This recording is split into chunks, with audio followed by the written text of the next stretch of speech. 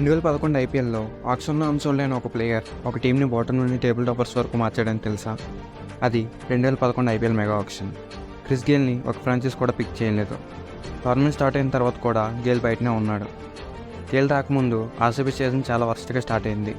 First 5 మ్యాచెస్‌లో ఆర్సీబీకి ఒకటే win. Points టేబుల్లో RCB almost bottom సైడ్లో ఉంది. ఫ్యాన్స్ ఆల్రెడీ సీజన్ అయిపోయిందని అనుకున్నారు. అప్పుడే సీజన్ మధ్యలో ఆర్సీబీ టీంలో రిక్ నానన్స్కి ఇంజరీ అయింది. ఒక ఎమర్జెన్సీ రిప్లేస్మెంట్ అవసరం వచ్చింది. ఆ మూమెంట్లోనే ఆర్సీబీ క్రిస్ గేల్ని సైన్ చేసింది. ఇది ప్లానెట్ డెసిషన్ కాదు, ప్యూర్ సిచ్యువేషన్ డెసిషన్.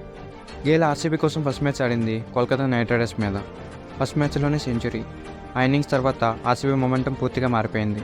గేల్ వచ్చాక ఆర్సీబీ కంటిన్యూస్ విన్ స్టార్ట్ చేసింది. లీగ్ స్టేజ్ ఎండ్కి వచ్చేసరికి RCB points table toppers. Season ఎండ్లో ఫైనల్స్ వరకు వెళ్లారు. క్రిస్ గేల్ ఆ సీజన్లో ఆరెంజ్ క్యాప్ విన్ అయ్యాడు.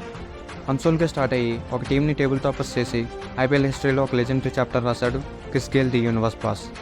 మీరేమంటారు? ఇది ఐపీఎల్ హిస్టరీలో బెస్ట్ కమ్బ్యాక్ స్టోరీయా? కమెంట్స్లో చెప్పండి.